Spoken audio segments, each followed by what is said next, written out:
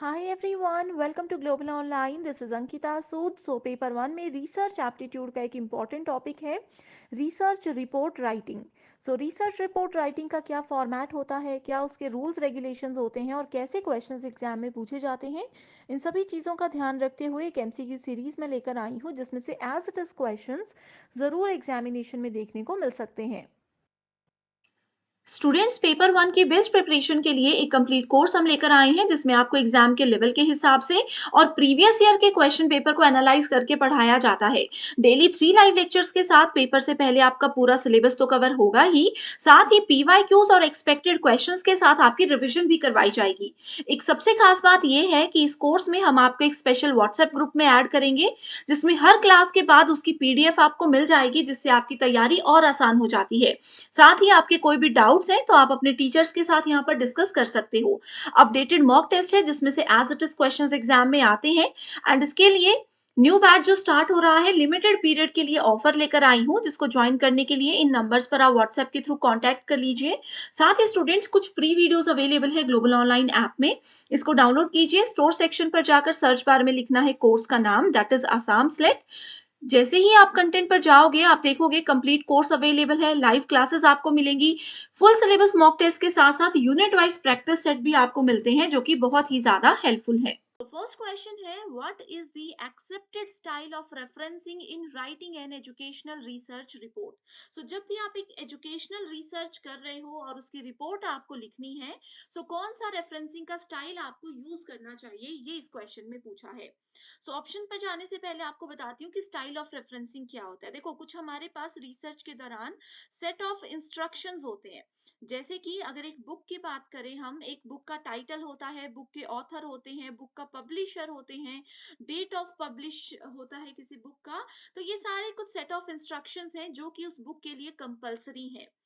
अब इनको किस सीक्वेंस में लिखना है, किस स्टाइल में लिखना है, ये हमें बताता है स्टाइल ऑफ रेफरेंसिंग। इस क्वेश्चन में डायरेक्ट पूछा है कि एजुकेशनल रिसर्च रिपोर्ट में कौन सा स्टाइल फॉलो करना चाहिए। ऑप्शंस है एमएलए, शिकागो स्टाइल या एपीए स्टाइल। ऑप्शंस लास्ट है none of the above. MLA का मतलब होता है modern language association. Modern language association. जितने भी आपके लैंग्वेज से रिलेटेड सब्जेक्ट्स होते हैं, जैसे आप संस्कृत में पीएचडी कर रहे हो, इंग्लिश लिटरेचर में पीएचडी कर रहे हो, उसकी रिसर्च रिपोर्ट अगर लिखनी है तो एमएलए स्टाइल को फॉलो किया जाएगा। ठीक है। वैसे शिकागो स्टाइल होता है जिसको हम सीएमएस भी बोलते हैं, शिकागो मैनुअल ऑफ स्टाइल्स इसको कहा जाता है। और तीसरा ऑप्शन है एपीए, जिसका फुल फॉर्म होता है अमेरिकन अमेरिकन साइकोलॉजिकल एसोसिएशन। ठीक है। अब इसका नाम ही आपको बता रहा है कि साइकोलॉजिकल, जैसे एमएलए में लैंग्वेज था तो ये लैंग्वेज से रिलेटेड सब्जेक्ट्स का फॉर्मेट बताता है। वैसे ही एपीए जितने भी साइकोलॉजी से रिलेटेड सब्जेक्ट्स हैं, साइंस से रिलेटेड सब्जेक्ट्स हैं या फिर आपके एजुकेशन से रिलेटेड सब्जेक्ट्स हैं, उनकी रिसर्च रिपोर्ट लिखने में आपको मदद करता है। करेक्ट आंसर आ गया यहाँ पर ऑप्शन नंबर 3। जैसे इस क्वेश्चन में एजुकेशनल पूछा है, वैसे ही अगर लैंग्वेज पूछा होगा या फिर लिटरेचर पूछा होगा या फिर ह्यूमैनिटी पूछा होगा, तो आंसर आपका एमएलए होगा। राइट। ये था बहुत important question. Second is, in the APA style of referencing for a book, what is the following, which of the following would come in the end. देखो, मैंने आपको बताया एपीए हमने अभी डिस्कस किया, इसमें हम ऑथर का नाम भी लिखते हैं, बुक का टाइटल भी लिखते हैं, पब्लिशर की लोकेशन नहीं होती है, ये ऑप्शन पहले ही गलत है, और पब्लिशर का नाम भी होता है, ये सारी चीजें होती है। डेट ऑफ पब्लिश भी होता है कि कब आपकी बुक पब्लिश हुई थी। तो इसमें कहा है कि इस रेफरेंस स्टाइल के हिसाब से सबसे एंड में कौन सी चीज लिखी जाती है। इसका करेक्ट आंसर है option number 4, that is publishers name, प्रकाशक का नाम। अब देखो, ये है एपीए स्टाइल का एक एग्जाम्पल।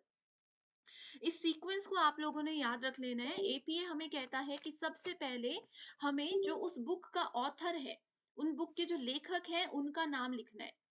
ठीक है, बुक के ऑथर का नाम लिखना है। उसके बाद कौन से ईयर में बुक पब्लिश हुई है, उसको इस तरीके से ब्रैकेट्स में हमेशा मेंशन किया जाना चाहिए। उसको इस तरीके से ब्रैकेट्स में मेंशन किया जाना चाहिए। फिर आता है टाइटल ऑफ द बुक। फिर आता है उसका सब टाइटल, फिर आता है कौन सा एडिशन है और देन पब्लिशर का नाम। तो ये सीक्वेंस एपीए में फॉलो किया जाता है, जो आपको याद रखना जरूरी है। ठीक है, पब्लिशर की लोकेशन कंपलसरी नहीं होती है, तो इसमें हम इसको हटा भी सकते हैं।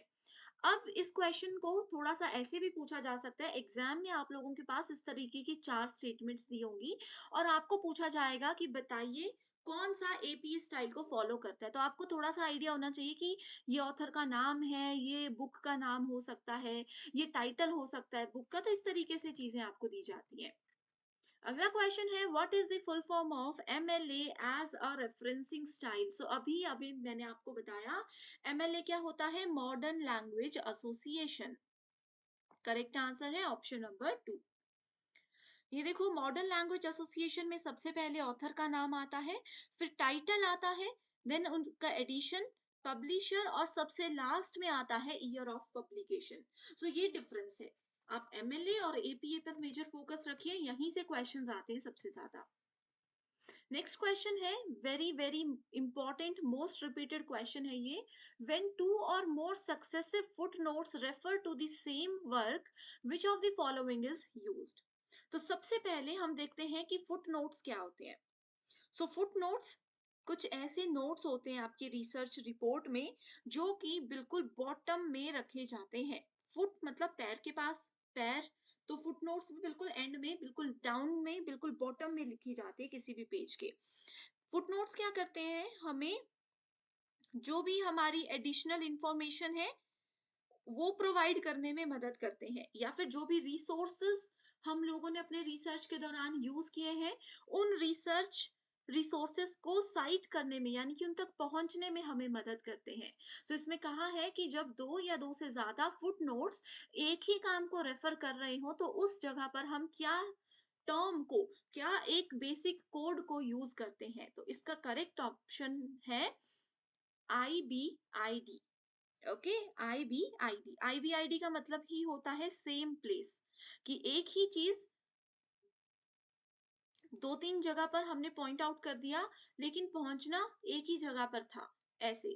तो अब हर बार तो हम वो पूरा डिटेल में फुटनोट्स को नहीं लिखेंगे, तो इसलिए कोड लिख देंगे IBID, तो वो डायरेक्टली हमें पहुंचा देगा कहां तक, उसी प्लेस तक, सेम प्लेस। ओके, अगला क्वेश्चन है, ये देख सकते हो यहाँ पर इसकी एक्सप्लेनेशन भी मैंने लिखी है जो अभी बताई।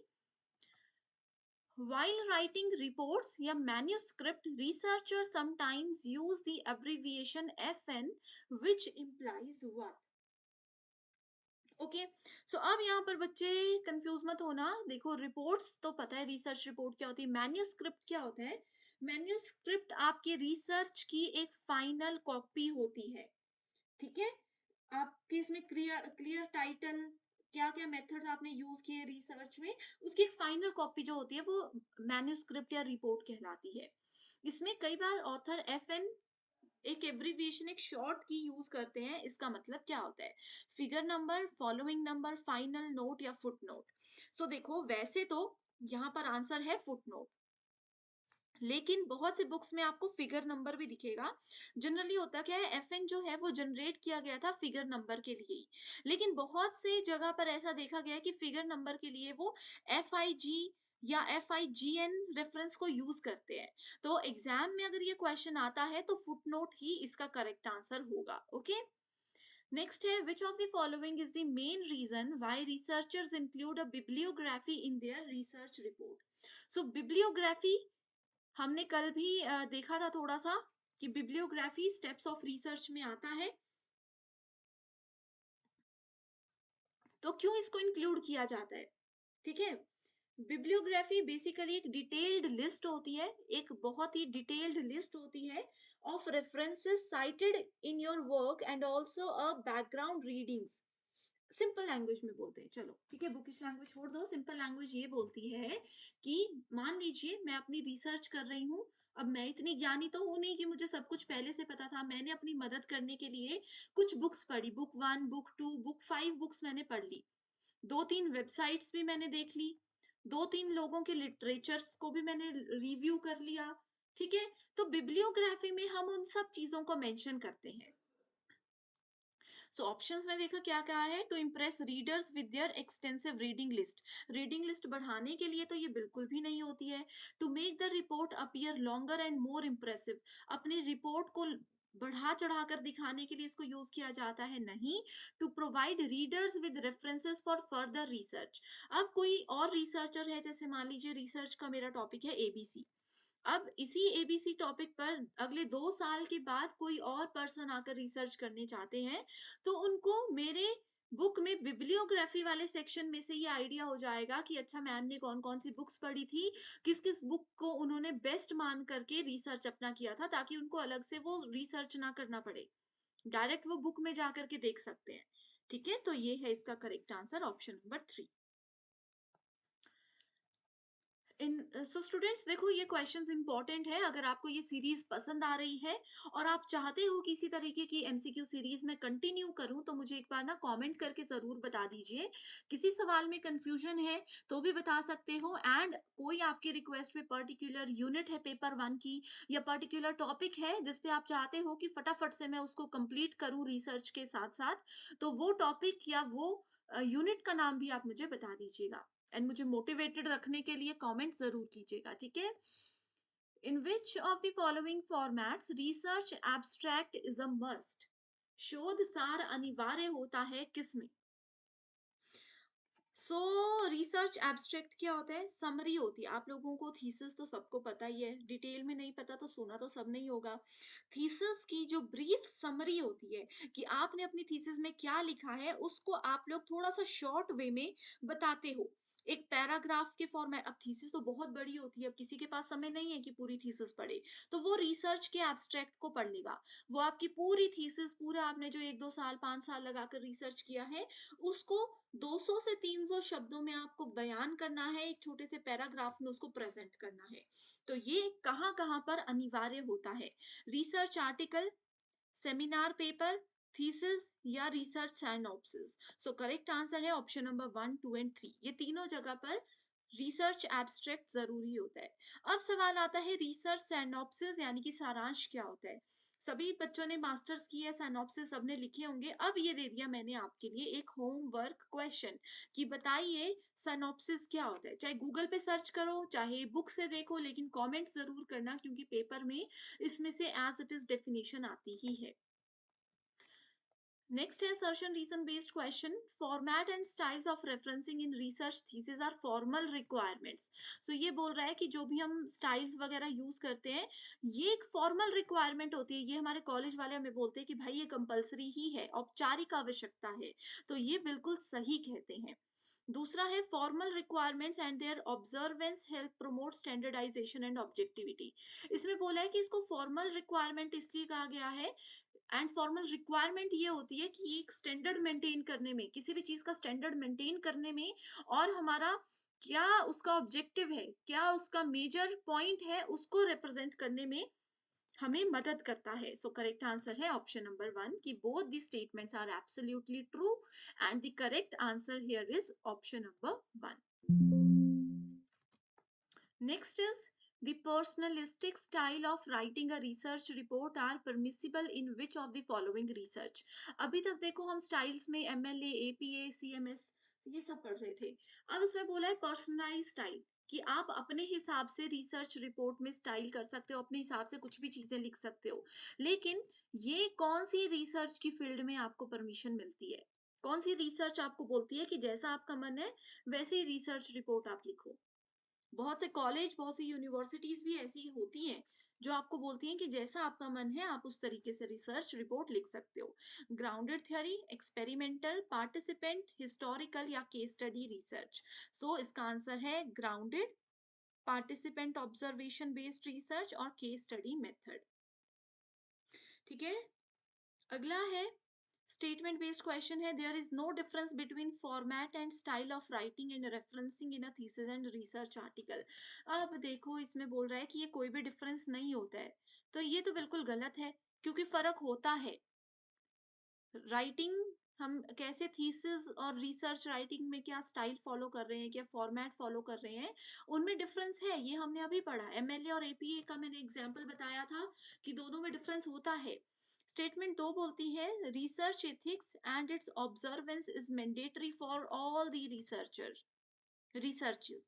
ठीक है, रिसर्च की नैतिकताओं को फॉलो करना, रिसर्च के जो बेसिक रूल्स हैं, ईमानदारी और ये सब चीजें, इनको अच्छे से फॉलो करना और ऑब्जर्वेंस करना अच्छे से, ये हर एक रिसर्च में मैंडेटरी होता है, अनिवार्य होता है। तो बिल्कुल सही है ऑप्शन नंबर 2। सो करेक्ट आंसर क्या हो गया? स्टेटमेंट 1 गलत है, स्टेटमेंट 2 करेक्ट है। So correct answer is option number 4। सो ये थे आज के most important questions. Thank you so much everyone for watching this video and I wish you all the very best.